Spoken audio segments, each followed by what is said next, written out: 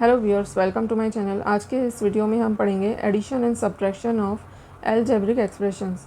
तो हम एक्सरसाइज 8.1 का क्वेश्चन नंबर 1 सॉल्व कर लेते हैं।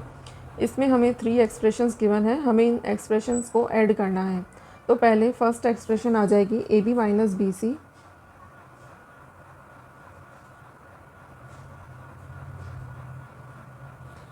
इसके बाद सेकंड एक्सप्रेशन है BC माइनस CA, जो कि सेकंड लाइन में आएगी। अब BC जो है BC के नीचे आएगा, क्योंकि हमें लाइक टर्म्स को एक साथ रखना होता है। लाइक टर्म्स का मतलब होता है ऐसी टर्म्स जिनके वेरिएबल सेम होते हैं। BC के नीचे आएगा प्लस BC।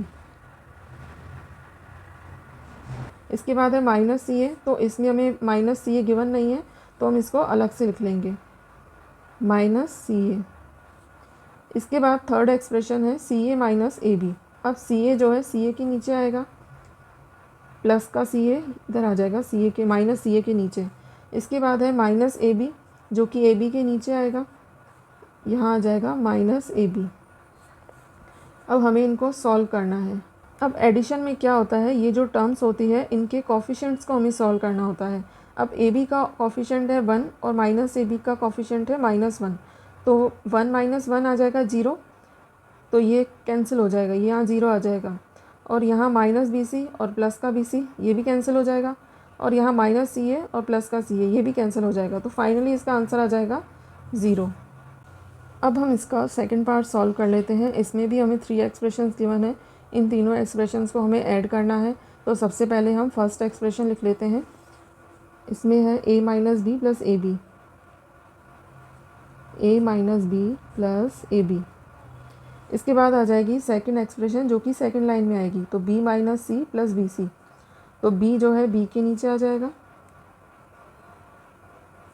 और उसके बाद है माइनस C, तो इसमें कहीं माइनस C नहीं है, तो हम इसको अलग से लिख लेंगे।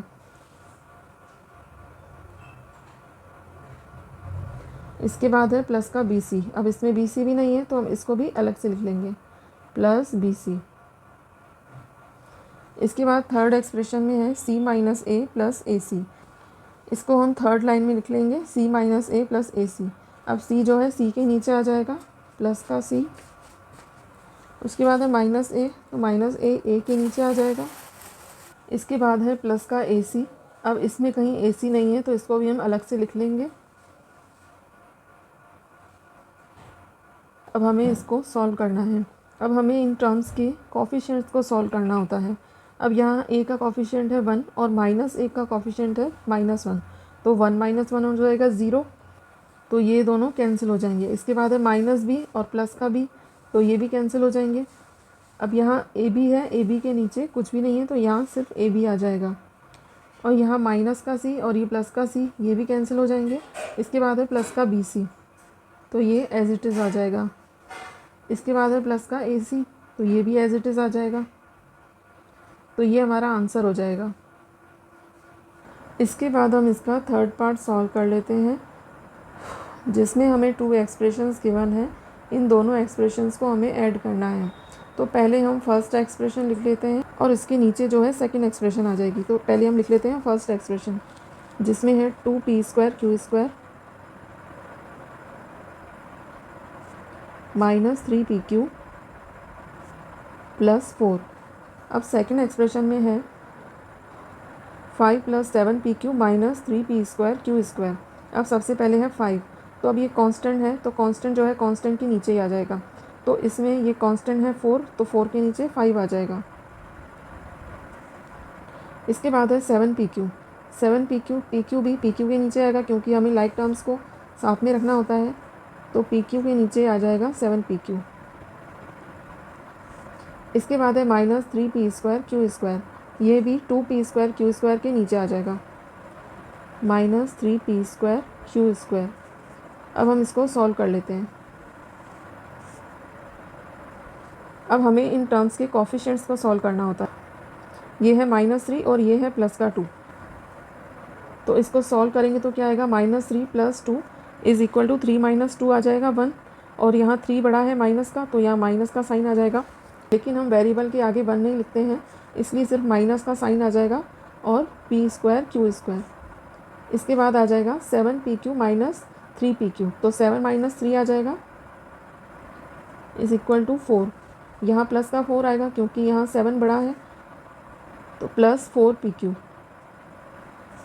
इसके बाद कांस्टेंट को सॉल्व करेंगे तो 5 + 4 9 आ जाएगा, तो ये इसका आंसर हो जाएगा।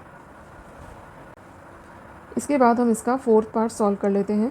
इसमें हमें 4 एक्सप्रेशंस गिवन है, इन चारों एक्सप्रेशंस को हमें ऐड करना है। तो सबसे पहले हम फर्स्ट एक्सप्रेशन लिख लेते हैं। First is L² + M²। इसके बाद है M² + N²। इसको सेकेंड लाइन में लिखेंगे तो M² के नीचे जो है M² आ जाएगा।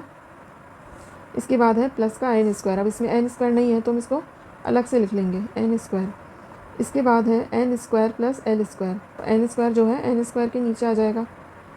इसके बाद है प्लस का L², तो L² जो है L² के नीचे आ जाएगा। इसके बाद है फोर्थ एक्सप्रेशन में 2ml + 2mn + 2nl। ये तीनों टर्म्स जो है इन तीनों एक्सप्रेशंस में नहीं है, तो हम इसको बिल्कुल अलग लिख लेंगे फोर्थ लाइन में।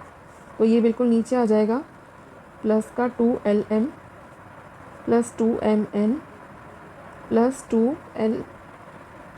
2nl। अब हम इसको सॉल्व कर लेते हैं।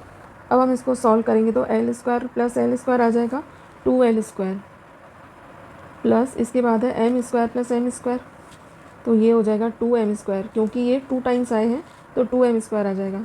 इसके बाद है N² + N², तो ये भी 2 टाइम्स आया है तो यहाँ आ जाएगा 2N²। इसके बाद इन तीनों टर्म्स को हम एज इट इज़ लिख लेंगे, तो यहाँ आ जाएगा 2lm + 2mn + 2nl। अब इन सब में 2 आ रहा है तो इन सब में से हम कॉमन ले सकते हैं, तो यहाँ आ जाएगा 2 कॉमन आ जाएगा और अंदर ब्रैकेट में आ जाएगा L² + M² + N² प्लस इसमें से आ जाएगा Lm + Mn + Mn + Nl। तो ये इसका फाइनल आंसर हो जाएगा।